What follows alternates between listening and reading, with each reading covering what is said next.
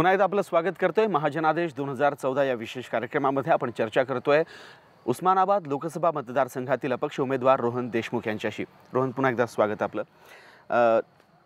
उस्मानाबाद लोकसभा मतदारसंघाच्या दृष्टिकोनातून एक राजकारण काय आहे ते आपल्याला कळालं, राजकारणात काय बदल करायचा आहे तो रोहनला कळाला आहे। हा बदल करत असताना उस्मानाबादमध्ये फिरत असताना दोन दिग्गज आपल्या समोर आहेत, शिवसेना आणि राष्ट्रवादी। या दोन दिग्गजांचं आव्हान रोहन देशमुख 26 वर्षांचा रोहन देशमुख कसं पेलतोय? खूप जड नाही आहे, कारण की तरुण आहे। माझं जेवढं वय तेवढं त्यांचं राजकारणातलं वय आहे, पण आजपर्यंत त्यांनी कुठलंही काम या ठिकाणी केलेलं नाही।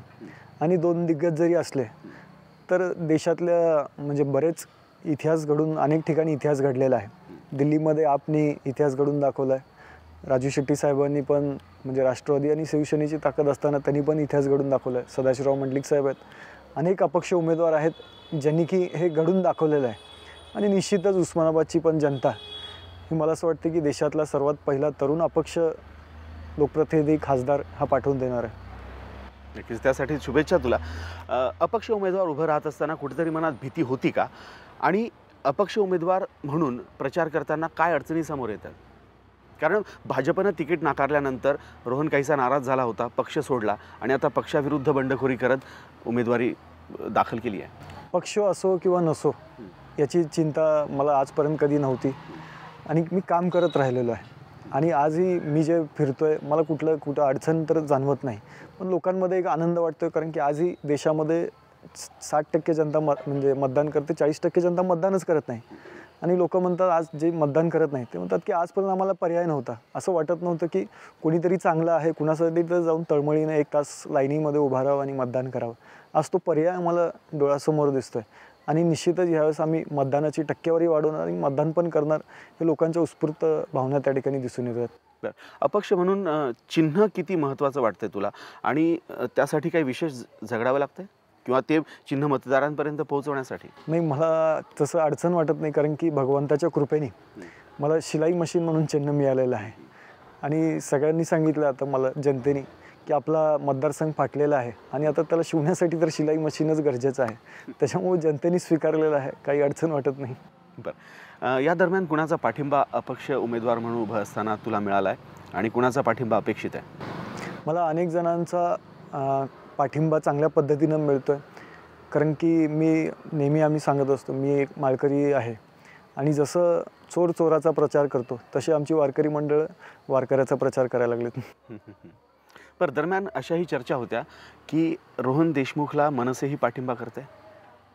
मनसेचे वरिष्ठ नेत्यांकडून तसं काही पाठिंबा नाही, पण खालच्या स्तरावरती कार्यकर्ता स्तरावरती त्यांनी बऱ्यापैकी चांगल्या पद्धतीनं आज सगळीकडं म्हणजे या माझ्यासोबत प्रचारामध्ये चांगल्या पद्धतीने येत आहेत। त्यांची जे कार्यकर्ते चांगल्या पद्धतीनं कामाला लागले आणि फक्त मनसेच नाही तर राष्ट्रवादीचे बरेचसे लोक आजही नाराज आहेत, कारण की राष्ट्रवादीच्या मंडळींनी फक्त पाहुण्यारावळ्यांना पदं वाटली आणि पैसे दिले आणि मोठं केलं, पण कार्यकर्ते आजही कुठेही नाहीत दिसत। आज शिवसेनेचे अनेक या ठिकाणी नेते आहेत जे मोठ्या प्रमाणात नाराज आहे, कारण की मागच्या वर्षी जे शिवसेनेचे उमेदवार आहेत तेच आज परत येतात आणि लोकांचा त्यांच्याबद्दलचा विश्वासार्हता ही जनमतातून संपलेली आहे, कारण की मागच्या वेळेस लोकशाहीने दाखवून दिलं आहे की त्यांना लोकांनी नाकारलेलं असताना तरी देखील पक्षाने परत त्यांना तिकीट दिलेलं आहे। त्याच्यामुळं जनतेमधून असा एक उठाव आहे की बाबा जरी ह्यावेळेस पक्ष जरी चुकला असेल पण जनता मात्र चुकीचं पाऊल उचलणार नाही, असं जनतेतून एक उठाव येत आहे। बरं, नक्कीच।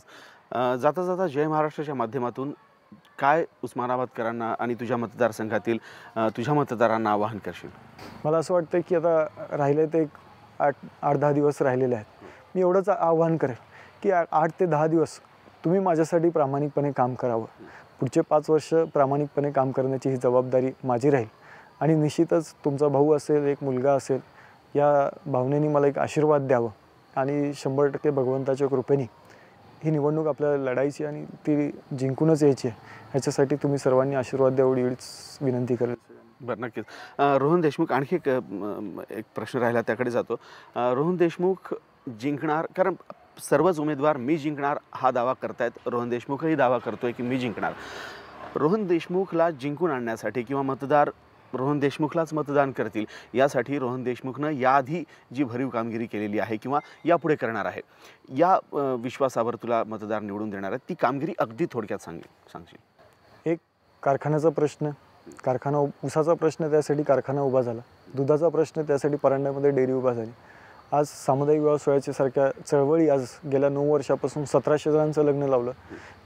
आर्थिक परिस्थितीमुळे जे विद्यार्थी अडचणीत आहेत त्या विद्यार्थ्यांना आज दत्तक लोकमंगल घेतं. अनेक सामाजिक उपक्रम या ठिकाणी लोकमंगलच्या माध्यमातून राबवलेले आहेत आणि आज या तरुणांच्या हाताला काम, इथल्या शासनाच्या योजना तळागाळापर्यंत पोहोचवण्यासाठी आज मला असं वाटतं की जे माझ्यासमोर जे उमेदवार आहेत यांनी अनेक वर्ष, कुणी आमदार असेल, कुणी मंत्री असेल, कुणी खासदार पण होतं, हे पदं भोगलेली असताना देखील हा मतदारसंघ आजही मागासलेला आहे आणि हे मागासले पण काढण्यासाठी आज लोक निश्चितच मला आशीर्वाद देतील. बरं, नक्कीच. रोहन देशमुखची आणखी एक बाजू आहे, ते म्हणजे रोहन देशमुख एक वारकरी आहे आणि वारकरी म्हणून वारकरी ते राजकारणी आणि आता लोकसभा उमेदवार, तर हा प्रवास कसा होता अगदी थोडक्यात सांगशील? मला असं वाटतं की सुरुवातीला, कारण की हा जो मी ज्या मतदारसंघामध्ये काम करतो आहे, इथली जर पार्श्वभूमी बघितली तर इथं अनेक गुन्हेगारी प्रवृत्तीची माणसं किंवा अजूनही हुकुमशाही असं एक गुन्हेगारी प्रवृत्तीची माणसं या ठिकाणी आहेत आणि वारकरी म्हटल्यानंतर लोकांची भावना बघण्याची एक वेगळी असते की बाबा एक सरळ सोजवळ अशा पद्धतीनं. मी अगोदरच मतदारांना सांगितलं होतं की मी 2 प्रकारचा वारकरी आहे. एक वारीला जाणारा पण वारकरी आहे आणि प्रसंगी वार करणारा पण वारकरी आहे. त्याच्यामुळे लोकांनी स्वीकारलेलं आहे. रोहन, खूप खूप धन्यवाद. तू जय महाराष्ट्राशी चर्चा केलीस, तुझे मतं समोर आणलीस आणि मतदारांपर्यंत ती पोहोचवण्यात आम्ही नक्कीच यशस्वी ठरू आणि खूप खूप शुभेच्छा तुला. या दरम्यान तू नक्की जिंकून येशील आणि तरुणांचा एक उमेदवार लोकसभेत जाईल आणि तरुणांचे प्रश्न नक्कीच मार्गी लागतील. खूप खूप धन्यवाद. धन्यवाद.